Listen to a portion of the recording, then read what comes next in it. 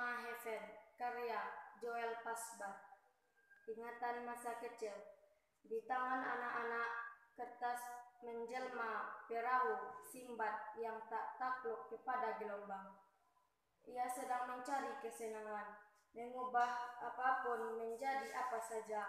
Kertas bekas dilipat dan dibentuk menyerupai pesawat. Terbang bersama bahagia menyisiri halaman, kebun bunga yang baru ditanam, dan akhirnya mendarat di atas atap rumbia. Ada tangis yang mengajari arti sebuah kehilangan, sebelum helai-helai lain menjelma pesawat baru untuk riang yang baru pula. Kali lain ia cari lembar yang lain, lalu melipatnya menyerupai kapal perisai, yang di tengahnya terpampang layar besar sebagai tenaga penumpang angin sunyi. Mesin kapal itu keluar dari mulut kecilnya yang lugu, menimang riang sepanjang siang, sepanjang usai kanak-kanak dikenakan sebagai baju bagi muslim. Dari bandul jendela yang tabah menemani hari-hari uak, banyak ingatan terkelebat di kepala. Kadang sebagai keindahan merawat kenangan, kadang menjelma luka yang tak kunjung bertemu penawar. Kemana kapalmu itu hendak berlayar, Buyung? Ia akan menyusuri teluk, mencari laut sebagai tempat bermain, mengenali kepicak riak, sepanjang tulang mencari tanah tepi. Uak seakan mendengar jawaban bijak itu meluncur dari mulut Buyung yang diam, lalu seolah mendengar pertanyaan berikutnya. Bagaimana kalau badai tiba-tiba datang menghantam tiang tengah, mengoyak layar, dan mematahkan kemudi? Di mana nisan tertancap sebagai penanda, di mana pusara berbujur sebagai bukti bahwa Teulang pernah ada. Bukankah kalau belum ajal berpatung mati, cemas hanyalah ketakutan dalam bentuk ketidakpercayaan pada diri. Lagi-lagi uak memaknai keasikan Buyung sebagai jawaban dari luka masa silam. Lalu uak seakan mendengar Buyung berkata, kapal itu suatu waktu akan tiba di bandar-bandar besar, bersaut pada gigir tebing yang tubirnya menjulang kuku setinggi harapan. Uak membayangkan betapa ramai orang-orang yang merapat di dermaga, memastikan barang pesanan beberapa waktu lalu tidak lupa dibawa oleh tuan pedagang dari tanah seorang itu. Dalam tubuh Buyung, awak melihat sungai-sungai mengalir, mencari muara sebagai akhir tualang panjang yang mungkin melelahkan.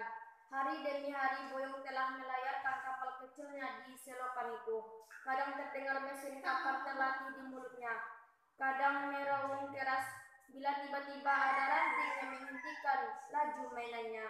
Uak menyimak dari jendela usang, sembari menikmati kopi daun dan rokok pucuk enau. Dari gerik mulut Buyung ada bahasa yang didengar uak sebagai sebuah lagu, nyanyian masa lalu ketika seseorang Belanda mulai merapat ke kampung bukit. Dari gerak mulut Buyung yang kadang tenang, uak mendengar riang orang-orang. Belanda hanya datang sebagai niaga yang menjual barang-barang dari seberang sana, lalu membeli lada dan kopi sebagai ganti pengisi kapal untuk dibawa entah kemana pula. Kalau bukan karena mereka, manalah kita tahu cara menanam lada dan kopi. Mereka tahu banyak membantu roda perekonomian. Kata atau lebih tepatnya pembelaan demikian kerap menjadi perdebatan di level pertigaan jalan. Ada yang suka dan bekerja sebagai kaki tangan Belanda, ada yang terang-terangan menentang dan perlawanan kecil hingga perang besar yang lupa dicatat sejarah. Mereka itulah penjajah, hasil bumi kita dikeruk. Coba lihat pokok-pokok yang dibangunnya di pinggir sungai dan pinggir bukit. Di tambang itu orang kita diberi upah kecil menggali tanah milik sendiri. emasnya dibawa ke tanah asalnya. Menurut peraturan orang tua dahulu, berkompi-kompi tentara Belanda pernah menduduki wilayah pesisir sehingga dataran tinggi tanah ini, mengajari masyarakat menanam lada dan kopi yang menghasilkan harus dijual pada mereka dengan harga rendah. Siapa saja yang akan menjadi korban keganasan tanpa peri kemanusiaan. Uwak salah seorang warga Primudi yang pernah merasakan kehilangan menantu dan anak perempuannya salah satunya jadi korban kekejaman itu. Karena Belanda tidak terima menantu Uwak bersama komplotannya memberontak.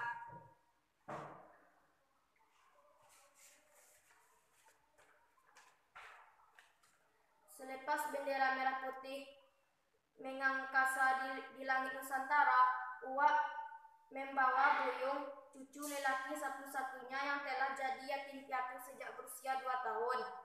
Menetap di sebuah kampung kecil di pinggir pelabuhan adalah pilihan. Menjadi nelayan di usia yang sudah sepuh. Bersama Uwak, Buyung tumbuh sebagai tunas yang tak mungkin menjadi benih pewaris suku dalam sistem kekerabatan matrilineal. Sebuah kepedihan yang tak pernah diceritakan Uwak kepada Buyung. Seiring waktu berjalan, hari melipat siang dan malam ke dalam bilangan usia yang terus bertambah. Buyung masih asik dengan usia, mengganti permainan kapal-kapal dan ayat-ayat, mengganti tempat bermain dari bandar-bandar menuju surau dan langgar. Mengenal Silek sebagai kuda-kuda dan tegaknya yang mulai kukuh. Kadang ia peragakan langkah 4 sebagai pembuka dan pertahanan, menghafal langkah sumbang sebagai siasat tarung dan gelanggang kesilatan, atau langkah serong yang menyamping memanfaatkan tenaga lawan sebagai kekuatan untuk melumpuhkan. Di hadapan Uwak kadang ia coba mempraktikkan simbang duo balik sebagai jurus andalan. Uwak sering membenarkan langkah-langkah yang masih kurang pas dimainkan Buyung. Selepas usai 13 tahun, baju masa kanak-kanak ditinggalkan. Bahu Buyung nampaknya telah kuat menyandang 2 belah calung. Tangannya telah mampu menembuk jemuran satu lesung, maka sebilah keris disisipkan di pinggangnya sebagai lambang laki-laki yang sudah pantas memijak gelanggang, memakai seragam, sabuk, dan beta yang masing-masing punya filosofi dan makna. Belajarlah mengisi dan memberi seperti calung. Pahami tabah selaknya lesung yang tak pernah mengeluh di tumbuk alu. Sebab mengubah padi menjadi beras adalah isyarat yang dirahasiakan kedua telapak tangan, lalu dilindungi diri seperti sebilah keris menjadi tajamnya dari batu usaha. Jadikan Silek sebagai titian mengenal diri, teman di tengah lengang dan payung ketika hujan. Buyung selalu menyimak petuah Uwak seperti batu-batu yang menulis aliran sungai sepanjang liku tebing. Sesekali dicobakan melempar tanya, memastikan apa yang didengar bisa dijadikan seluruh penerangan pada malam yang tak selalu dikunjung purnama. Akan ada masa-masa tertentu rintangan datang sebagai penguat tegak. Angin tak segan merebut nyala dari tempuknya. Hujan membasuh patung seluruh sisa hempasan cuaca.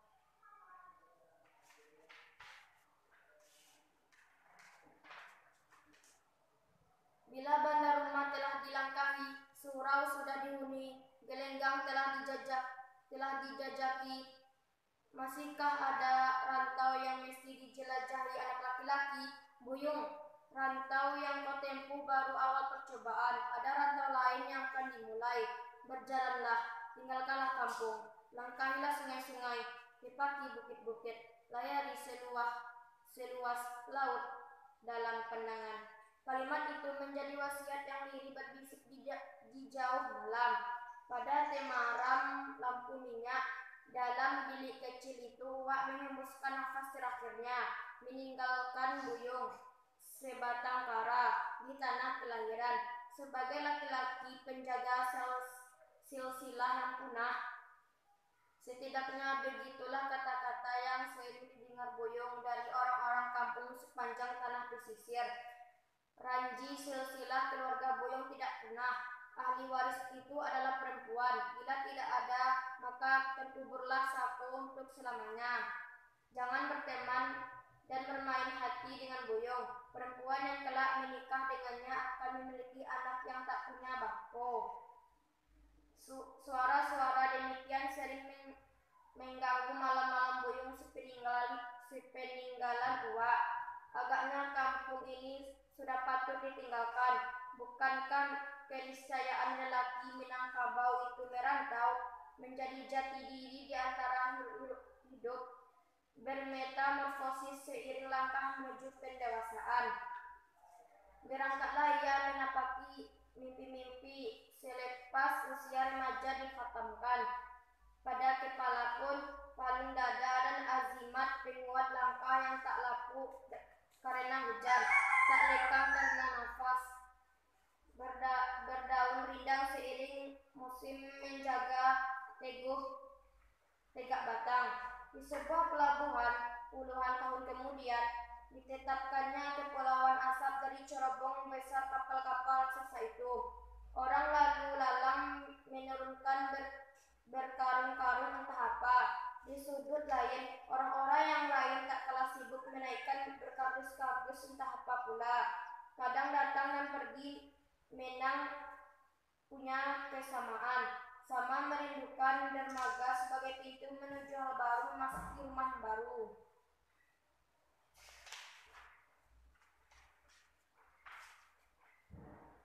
Rutinitas itu seolah menjadi gambaran bagi masa lalu dari cerita yang tak usang digerus waktu.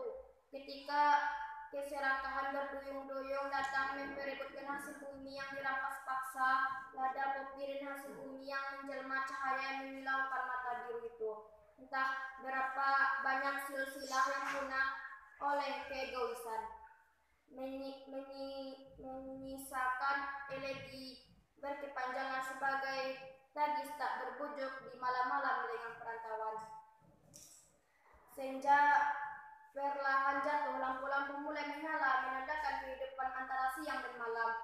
Hanya dibedakan oleh cahaya di ujung langit sana matahari menyisihkan semburat jingga di tepian dermaga.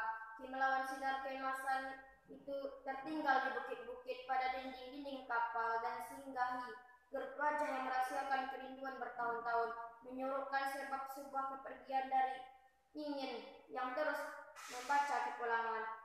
Emma Heaven, bila dalam janahnya mengalir sungai susu, dan tubuhmu adalah mata air tak bermuara yang menuhun merindu hulu, membujuk gemang di rantau orang berbisik pada diri bahwa malam adalah sebaik-baik tempat kembali. Bagi siang yang berkediri, ucapan lirih menatap gemerlap lampu-lampu. Perempuan muda itu menyika pilu yang menitik di sudut mata ayahnya lelaki yang memandanginya. Orang-orang pelabuhan dari bilik jendela kapal-kapal lamat-lamat suara azan menyeru sendu. Lelaki itu bangkit perlahan, ia beri isyarat berputar arah memenungi mimpi. Menepis ingatan masa kecil tanpa pelukan ayah dan ibu, hanya petuah uak yang jadi alarm.